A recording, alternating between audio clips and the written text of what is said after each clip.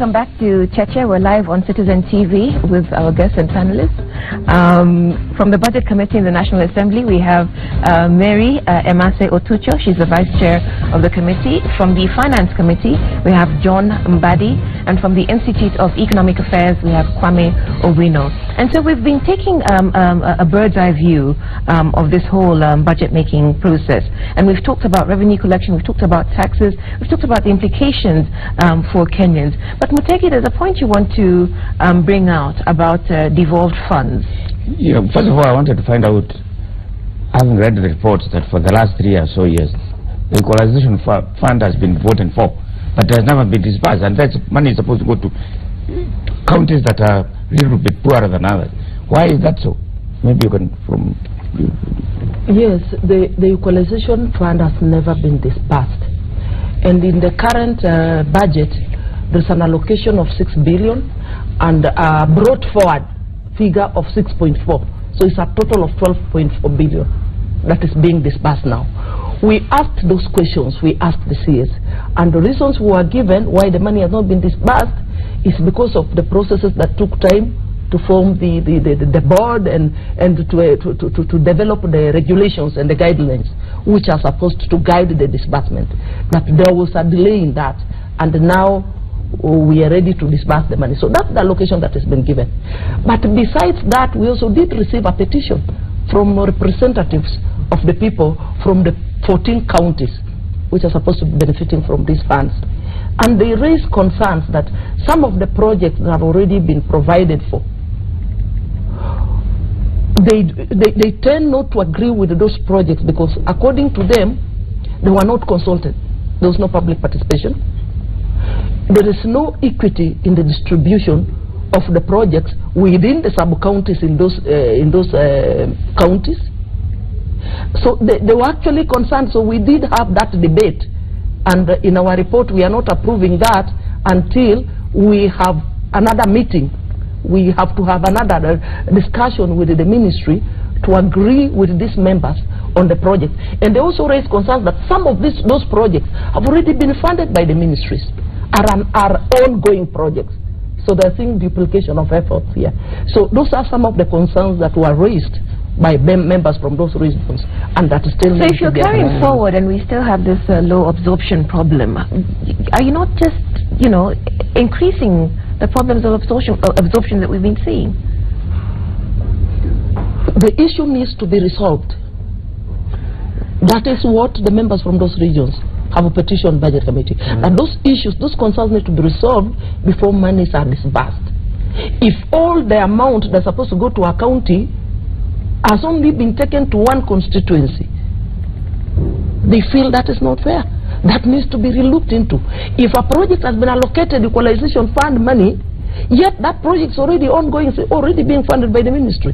So they feel that those issues need to be addressed. So those are some of the concerns that were presented before our committee. You know, this is a constitutional provision that every year we must provide equalization fund 0.5% of our ordinary revenue. And so it is not something by chance, it's not something that we just allocate, it's something that the Treasury must provide. Now, the reason why this money has not been given out is not about what my colleague is saying. I know that is the excuse, but the truth is that the government does not want to disburse this equalization fund for reasons the government needs to explain. I want to say why. You see, about the regulations guiding this money, when we wanted to float the Eurobond, the government was committed and brought legislation in Parliament to provide for a platform. Actually, there was no legislation to float external bond borrowing. We didn't have any law in place, but because the government needed that money, we did it in a record. Just a few days, we had the law. For the Affirmative Action Fund, which is what we call the Women Reps Fund, there was no regulation. We came up with regulations in a short period of time. For CDF, how many times have we amended CDF and came up with regulations? So if the government was committed to coming up with regulations to govern the disbursement of the equalization fund, they would have done it so many months ago, if not years. What the government is doing is they don't want to release that money to these marginalized counties. And I think even this excuse that some people have petitioned, what if some residents of counties petition the allocation to the counties from the national government? Would you stop it? I think the best thing to do is to sort out these matters in a record time, have the money go to these counties so that we can give capacity to these counties. It was not for nothing that we came up with this legislation, but we have questioned this, we have asked the Treasury, it is something that has been spoken about, no action is being taken. My advice to the Vice Chair of but the Budget Committee, let him give my advice to the committee is to insist that those regulations give set deadline to the Treasury that this matter must be resolved within this time. I think we have done it in a Public Accounts Committee. We are giving deadlines to executive and they respect. So it is high time they are told. And I'm concerned that the MPs from these marginalized areas are not taking this matter as a matter of priority, because they represent their people. They need to talk about it. This is a lot of money, by the way. 6 billion is not pocket change for 14 counties. It can make a difference in those counties. Just to address the issue of absorption, what we agreed is we will approve the allocation as provided, but then later on they sit with the ministry to agree on where the projects are going. Whether there will be any shifts, they will agree. But for the money to be approved, to be transferred to the fund, that one we have to include in the budget so that it's approved now. If we do not, then it would mean we put it in the next supplementary, and that would mean more delays in implementation of projects, some of which I understand have already been advertised. All right. David, we'll come to you because you had a question about priorities. Well, we spoke about this being a re-election budget. And so one wants to look at where is the money going. Over the past couple of years, I think the last 3 financial years, a lot of money has gone into infrastructure development, establishing the foundations for economic growth, expanding the, to give room the foundation for enhanced economic growth. This final year, a lot of allocations going into also a bit of infrastructure, but flagship projects. Flagship projects still taking much, a lot of the money. I expect that this is going to be, campaign kitty budget, if you ask me, looking at where the money is going and some of the potential to do Mira-like allocations on the road, like, interventions that cure the grievance constituencies. Yeah.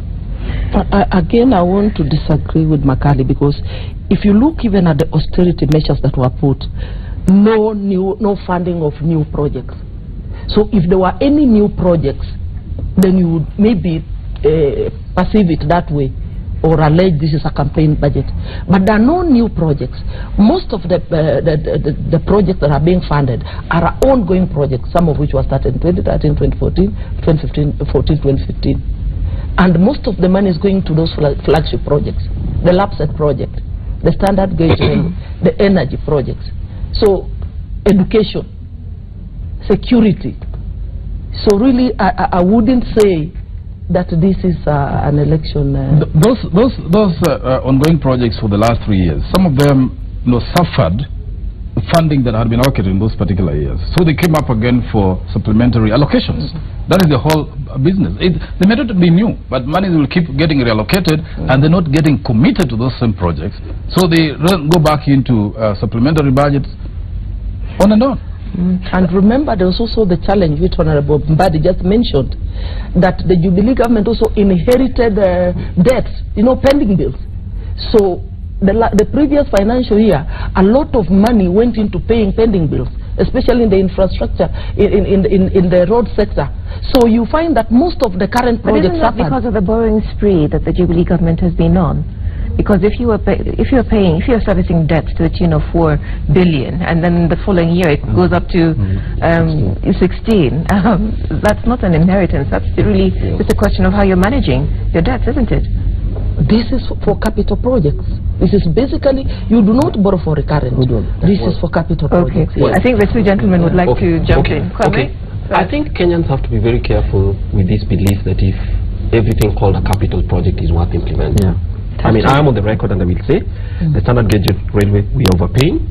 it is unlikely to deliver the promise that we are being given, and posterity will judge that. In 5 years, we'll realize we overspent. It is not going to deliver those levels of growth that we are thinking about, notwithstanding the fact that our neighbors who have since gotten wiser and decided, look, they're not going to be part of the project. So we invested a lot of money that we borrowed from the Chinese at very high rates. We're going to be paying, and some generations from today will be paying that amount of money. So the idea that if somebody says this is a capital project, it's supposed to be special is just... There is even a report from the Economist which says the revenue growth is that rate. Well, this information has been there 3 years ago. It came before Parliament. Parliament decided to ignore it. So it's not really just a problem of the administration or executive. Parliament has been a partner in these rises in bad spending, I agree. and these rises in debt and in the deficits. So really, this is a common problem. It's not a one-sided thing. Parliament has always been approving what the administration wants, provided they are given their own markups to continue to travel. That's a fact. So that's the fact. The second thing is we started by talking about the budget process as a cycle. It starts with formulation, then it goes back to approval, which Parliament will be giving, then the execution, and the final part is audit. Now, the Constitution requires the audit to be published by the end of December and January of every year. This year, we are approving 2.4 trillion worth of budget, and we don't even have the audit for the previous years. This is how careless this Parliament is. So you have not even looked at previous years to see what were we doing wrong in order to advise ourselves. I work for a very small company, and if I did not produce an audit, I am not allowed to produce a new budget. This is how careless this Parliament is. They've allowed that to happen. So we are going to ask Kenyans, we are going to approve, or rather, they've approved. I don't think they'll be cutting anything. Even if we have another Mira fund of 10 billion today, they'll approve it. But we have not even looked at previous year's budgets to see what did we do wrong and how do we correct these things. No wonder these mistakes are repeated. The Auditor General is an officer of Parliament, not of the executive. So Parliament should call him and ask him, sir, why aren't you giving us the audit? For some reason, he can't give them the audit because they're not giving him the support he requires. Probably. But how do you even approve 1 year's Parliament? You're actually in violation of the Constitution. Right. Well, I think the audit is already with us now, and we have done the report. We are just about to table it. But I agree with you that we busted the constitutional set this time. So we called the Auditor General a number of times, and by the way, he has a very strong case. Is starved of funds, and which again comes back to Parliament. I think there's something that we need to do differently, and there has even been an assault on the office of the Auditor General, but I don't want to go there. Let me just ask a very simple question. Who among us here would start constructing a house in Nairobi, you start constructing another hotel in Mombasa, and at the same time you're doing another house in the village, you're buying vehicles? You can't start so many capital projects at the same time if you are a rational and a prudent individual, even if you have so much money. Because first, there will be a challenge of supervision and management of the same. Two, there will be cash flow problems. Well, that is what we are seeing currently in Kenya. I think we are, as I said, we are biting more than we can chew. Let us be realistic. If you are doing the geothermal, you are again starting 3,800. And in fact, I don't agree with Honorable Mary Massey that we are not starting new projects. What are we talking about? We are starting 3,800 kilometers of low-seal roads in this country. The President was in Kisii the other day. He promised roads that are not even started. So what are we saying that the President went and lied to the people of Nyamira County and the region that he was starting projects? So I think there is a disconnect in this government. We need to be clear. Is this government a government that is going to complete ongoing projects and stop there and wait for when they are in a position to start new projects, or because we have an election next year, we are going to make pronouncements that are not going to be fulfilled, or we are going to actually start those projects? Because I don't agree that we are not starting new projects. I have just mentioned. But above all, we need to interrogate and ask ourselves, the so-called ongoing projects, are we able to finish them in 1 year, 2 years, or 3 years? How do we plan? There is a complete failure in planning on how to implement the capital expenditure. And I would agree with Kwame that not all capital expenditures create wealth. Because I mentioned even NYS, they are talking, actually the categorization of allocation to NYS is capital expenditure. Okay, but what somebody, your point is made. We're out of time. And so in terms of wrapping up, no, Mutegi, we're out of time. We've been living on borrowed time. So our final question then, as we sum up, is we've been talking about the budget. We've given our viewers the benefit of the overview of the budget making process. But on the basis of our conversation, is this a budget, right, that guarantees the future of the Jubilee administration or the future of Kenyans? Panelists first, and then our guests, their final thoughts. Well, the future of Kenyans, disguised. I mean, you can't isolate the two. Let me put it that way. Okay. This particular time, no. Obviously, Jubilee has its agenda, and no one can begrudge it. It's a government. It has made promises to the people. It wants to look good, and so it's going to make sure that some of those things which are hanging are accomplished. That's why they're saying they don't want to freeze. And there's a freeze on new projects because it's quite a bit of promises that are unaccomplished, which they are hoping to finish. My only caution is that this year we really have to look at whether that budget is going to go where it is being said it will go. And that's why I'm saying, because of the election in mind, promises could be made, allocations could be made, but funds not committed to those projects. Diverted to the election campaign. Yeah. Mutegi? My concern is not even whether it's politics. My concern is that these projects that are being done, the mega ones, many of them end up like white elephants. No, not white elephant. Money going to people's pockets, like National Youth Service. If you see what the General is saying about National Youth Service, what you do about the coal thing in Lamu, all these projects, the mega ones, somebody ends up with something, and that's what the problem is. Okay, Mr. Mbadi, yes. your final thoughts. My final thoughts are first. If I was in Jubilee today, first I would appreciate that we made our ambitious pledges when we were campaigning in 2013. What the Jubilee failed to do was to manage people's expectations. When coming to power, they would have told us we can't do 10,000 kilometers of road that we promised, we can do 1,000, given the level of our economic capacity. That we cannot do the standard gauge railway all the way from Mombasa to Naivasha or wherever we want to take it. We can reach Nairobi and we'll do it with this amount and manage it, and many others. I will go on, and Kenyans would appreciate and accept. So that expectation was not managed.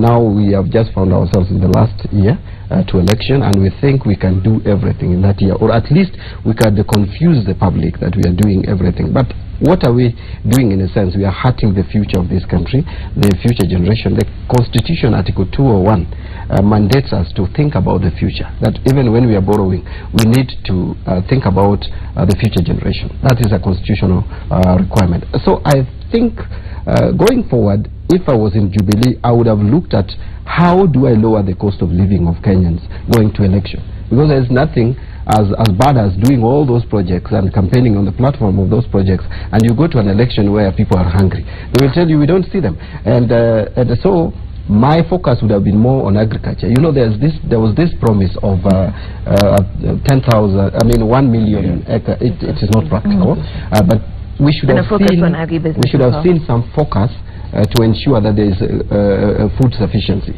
in this country. So that going to election, you talk to electorate, you campaign among people who have their stomach full. I tell you, I'm participating in elections, and there is nothing as bad as campaigning when there is hunger. Okay, Ms. Emase. Thank you. I think I would say that I may agree with him. We may have been overambitious, but this budget is good because if you look at it, it is anchored on Vision 2030. Even the Code's manifesto was anchored on Vision 2030. If we have the right systems, if this budget is properly monitored and that we are able to realize the assets, then it would be good for this country. I think the focus is, I'm going back to the National Assembly, we need to up our game in our oversight role, so that we ensure we strengthening the institutions like the Auditor General. I remember in the last financial year, we did increase this budget. And this year, we again said it cannot be reduced. So it's been capacitated. So what we are saying is that we need to improve and put funds sufficient funding for monitoring and evaluation to make sure that we are realizing assets. There is an outcome, this tangible physical outcome out of the budget, so that then this can translate to improve the quality of life for the people of Kenya. But you have the Auditor General whom well, I think, yes, we have the budget today. And I think one of the things we need to look at is that when we talk about government, we don't mean only the executive. I think it's a triple-headed government, but obviously the executive is in charge of execution. Parliament has to approve sensible things. I think more recently they've approved anything that they're convinced is capital, not each and every one of them. Article 201 of the Constitution says among the principles of budget making on public finance is cost effectiveness. A lot of the things you've approved are not cost effective. That's one. Two, strengthen institutions that would help with budget execution and to ensure that all this money that is being spent helps the welfare of Kenyans. And one of those institutions is the Auditor General. I don't know why you cannot even double the capacity of the Auditor General, because every now and again you're asking them to check Eurobond, to check everything else using the same capacity and all that. So definitely you do.